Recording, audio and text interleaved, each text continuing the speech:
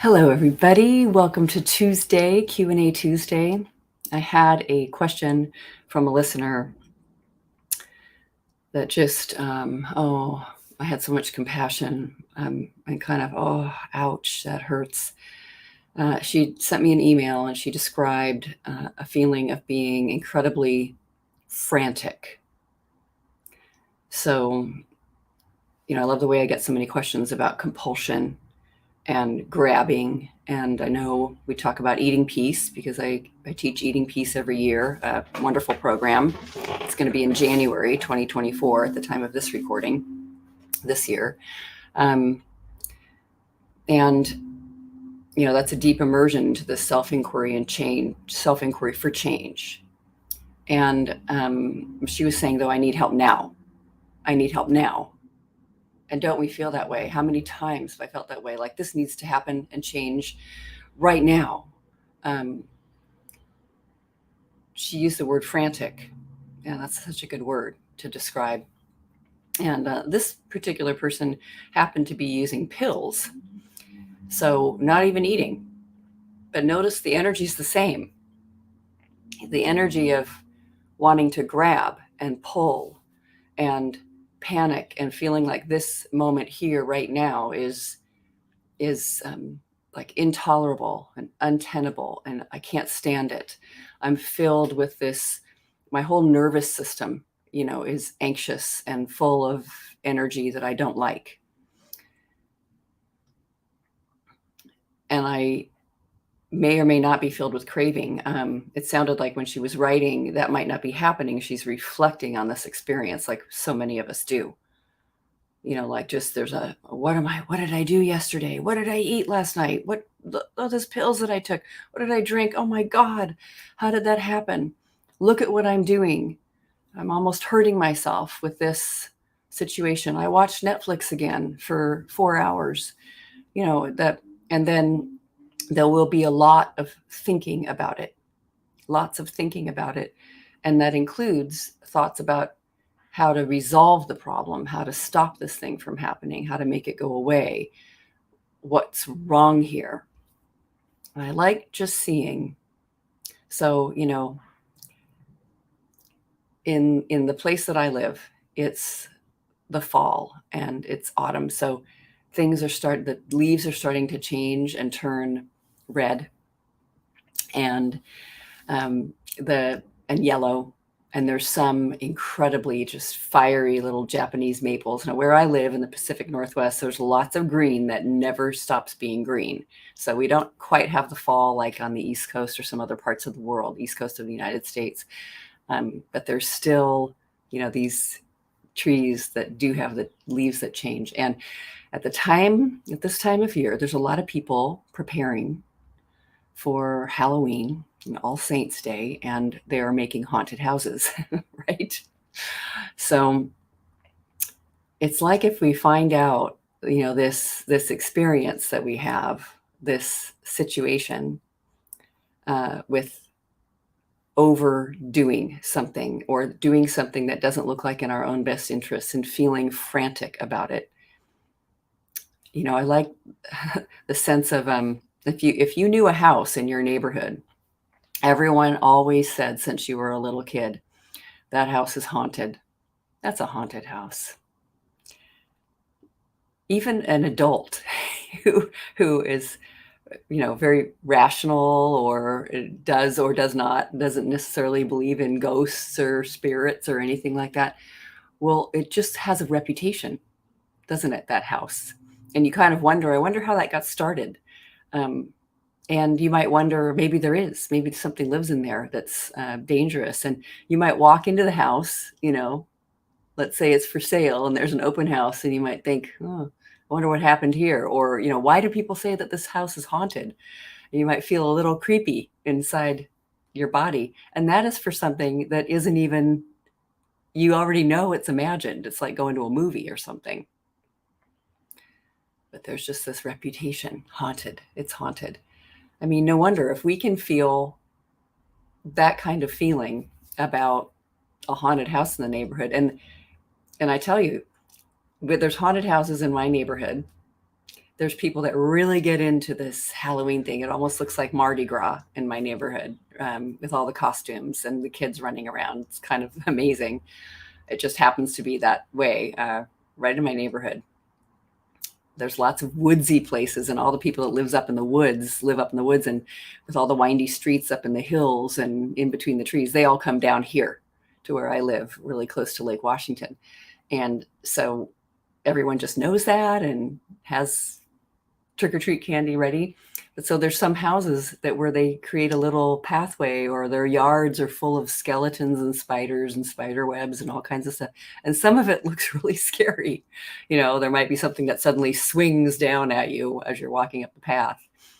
So my kids were sometimes really frightened when they were little and we were in the neighborhood. But all that to say, this interesting, it looks very serious compared to that, but it looks very serious.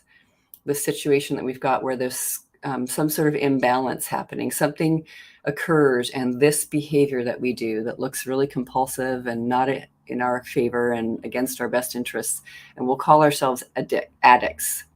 I'm addicted to this thing. I use that word because it looks like something that's damaging me, and I'm just hooked on it.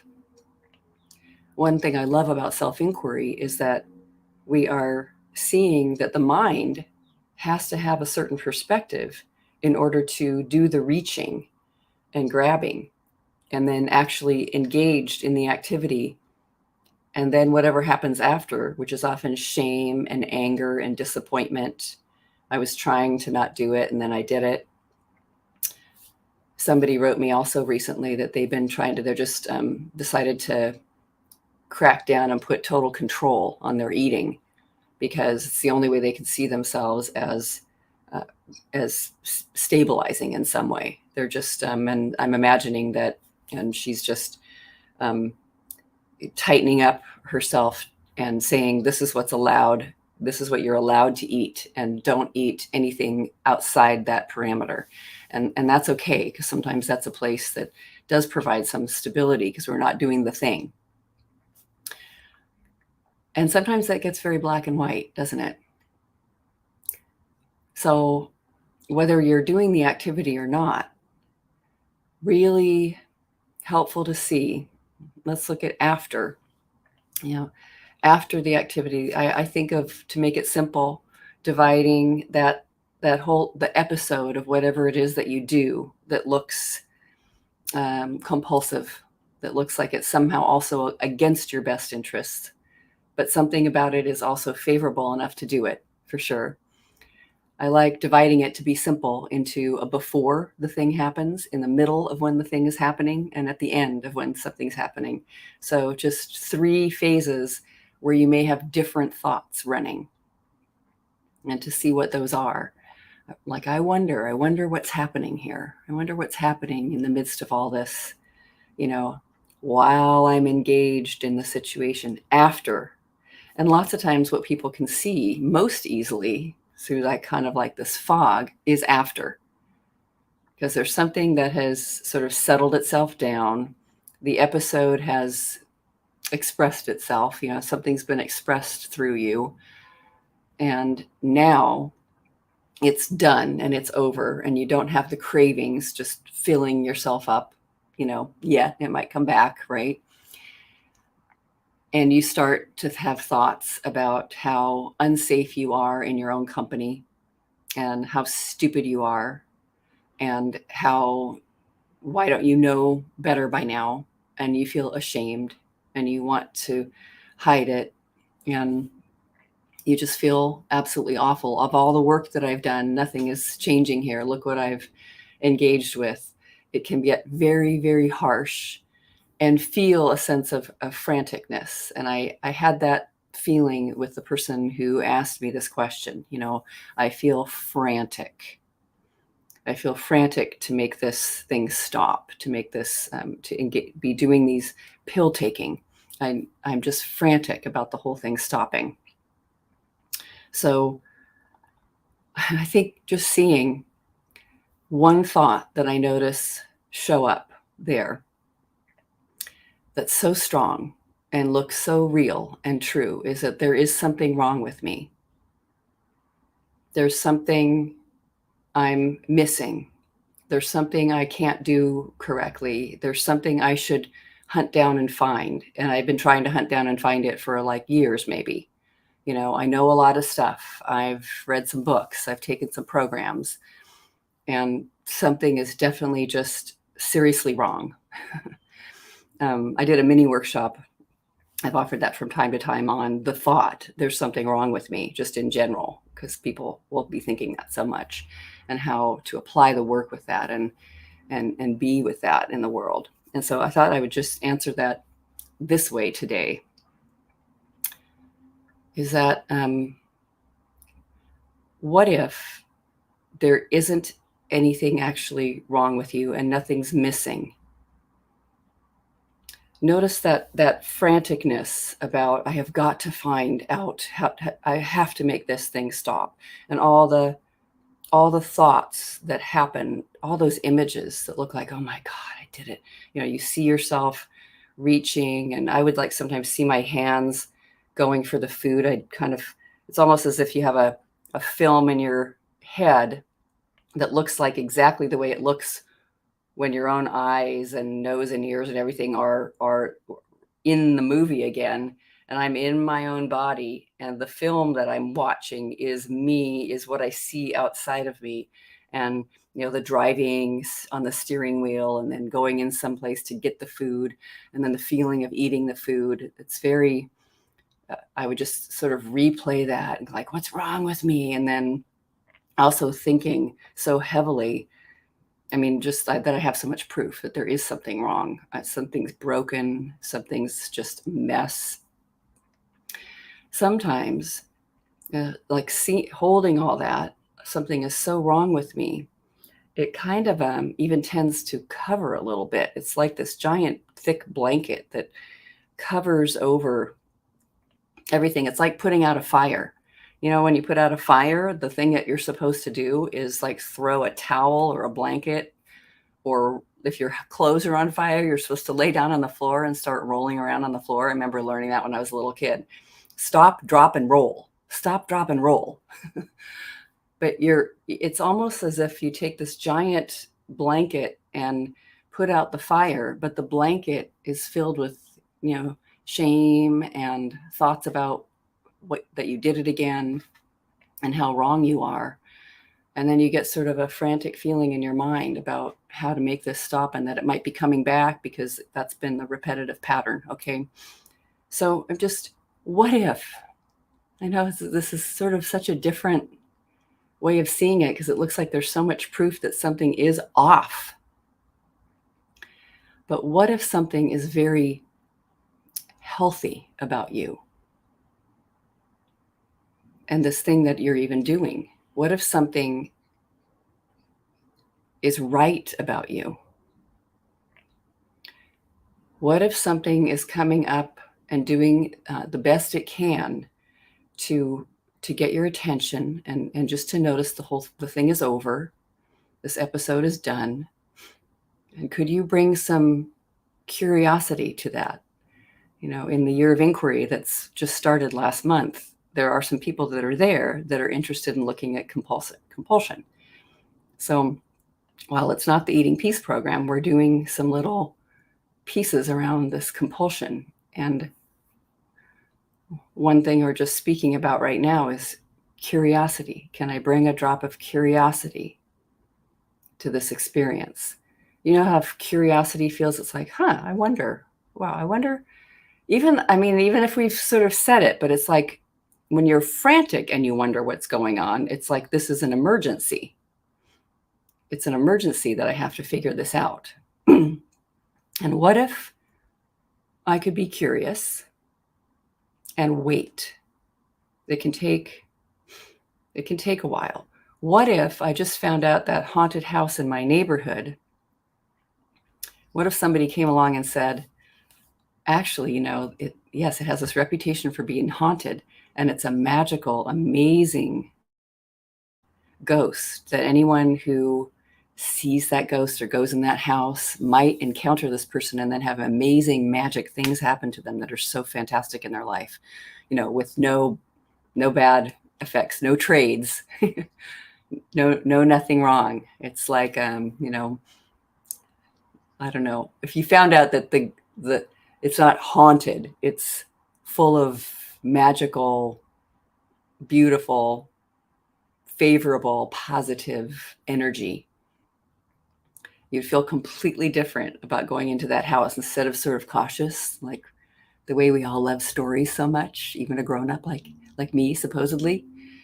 What if you're walking down the walk and it's like, this is the most magical, sacred place. People, it's a sort of a secret just in this neighborhood.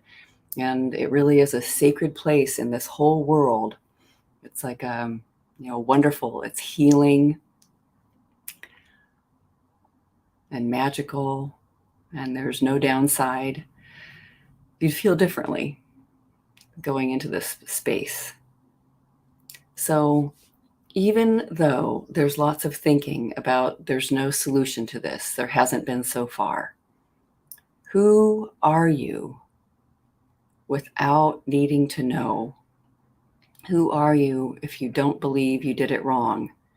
What if this is expressing itself somehow, and that seems to be what's necessary? And there's even something incredibly powerful. I think people who do compulsive behavior actually are incredibly powerful and creative. Like, what if you, as a person who's engaged in something compulsive, have you ever met those people who don't seem to have a compulsive behavior? Like, they're pretty content with a lot of things. And it looks like, oh, they're so lucky.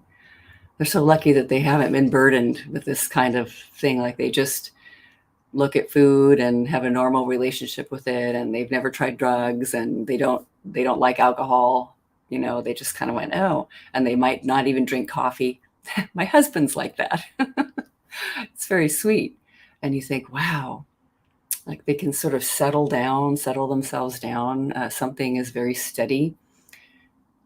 But what if the way you are, conceivably, if you're a person listening to this recording, what if you are kind of amazing and wonderful in your own way, that you have this?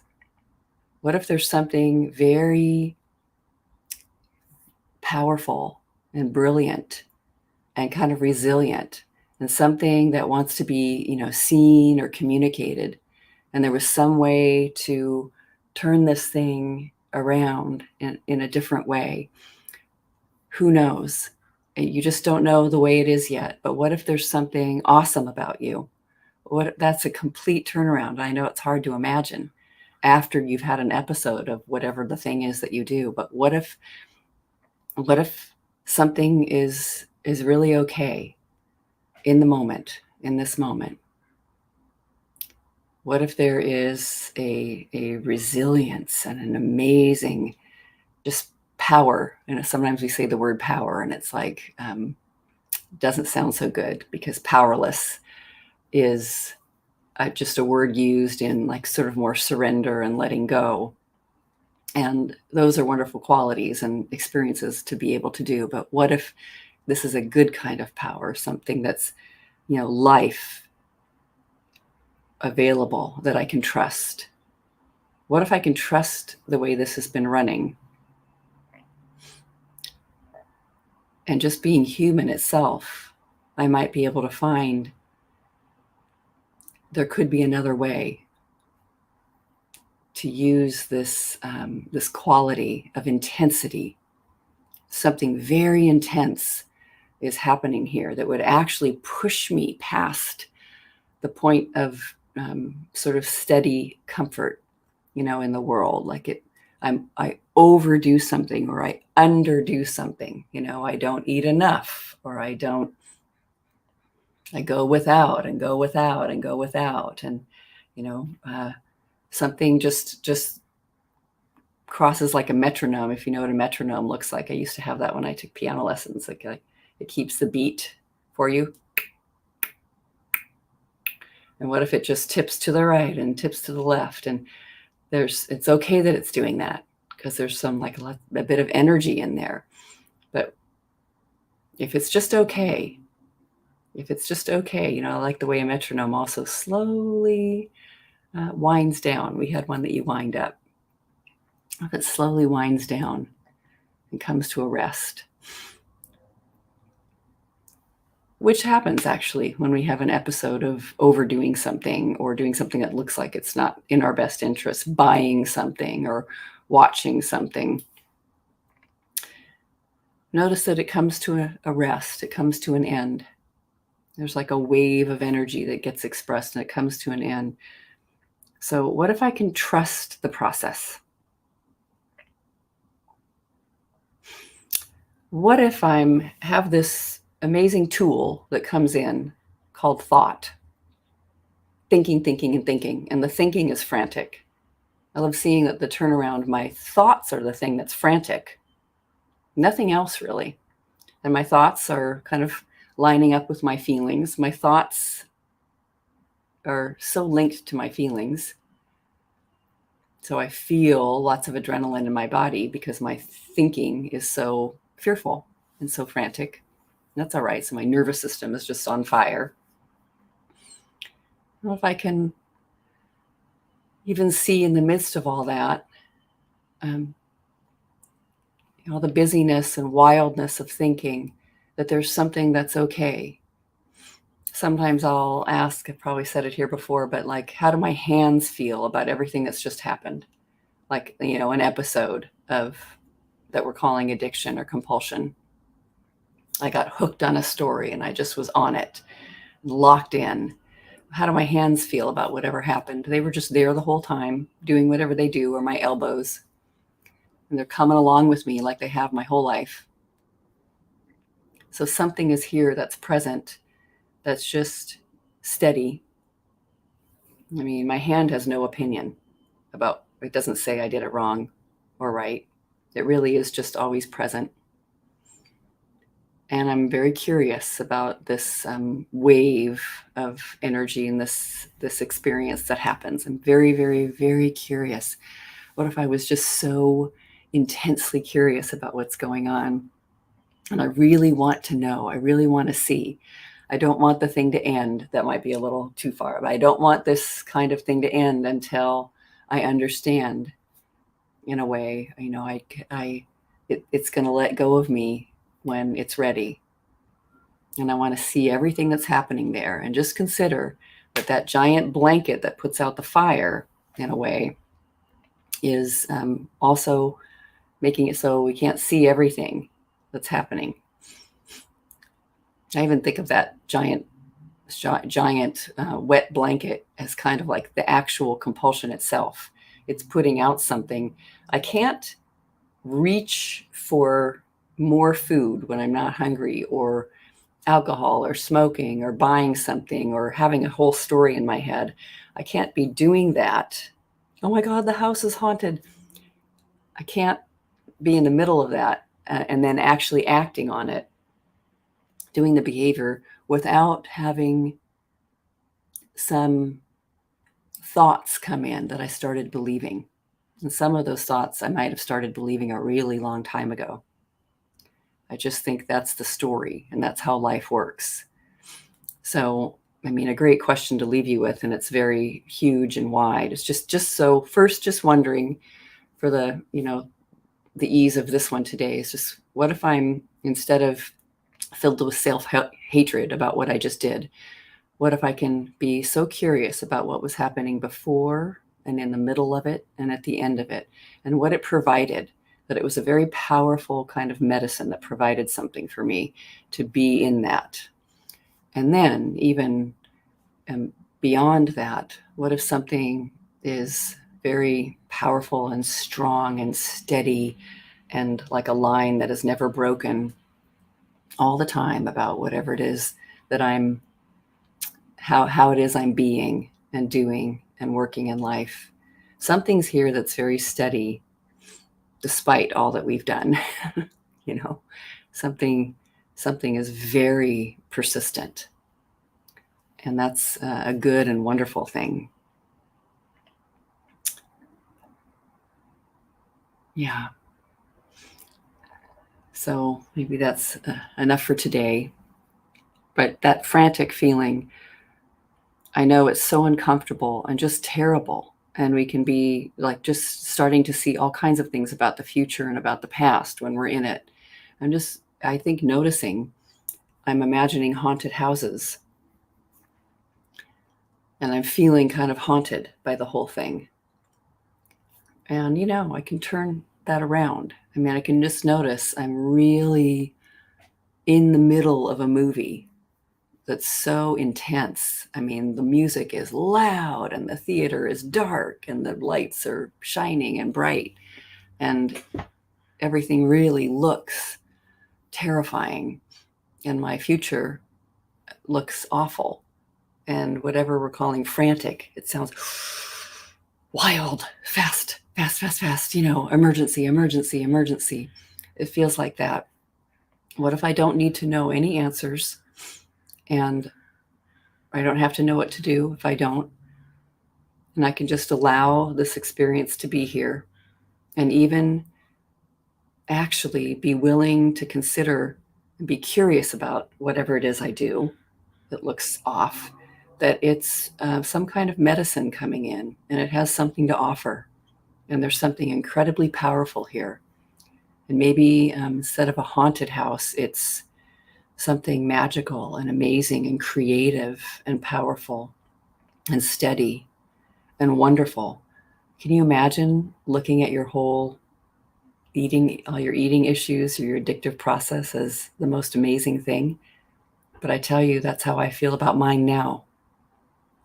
Life changing, putting me in a direction that I needed to go that was so deep and so incredible. I don't think I would have ever gotten there without that kind of intense, creative, amazing energy and the willingness, which all humans have, to understand and open to it and relax. Just taking deep, deep breaths in the moment to relax the nervous system and just be open to what is here without my thinking. And what thoughts have been on the headline? What goes on here? What are all my thoughts that happen here? What's the story? And often when we're frantic, the story is at the baseline, I am not safe. I am not safe in this world, in this situation, in this life. Well, I know what I've got, and I can start to question that. Is that really true? It might open up something way, way more. But is it true? What if it isn't? What if I'm safe? What if I'm safer than I think? Just living life. What if I've been more safe than I ever imagined? I certainly would always have the idea that I'm not very safe. Life is very dangerous. What if it isn't? What if it isn't? And even though it's temporary and we're not going to have life forever, it looks like we have a limited time, but what if that's safe? What if that's perfectly in order, the way of it? What if it is? Very strange. All right. Let me know how it goes. See you next time. Lots of love, everybody.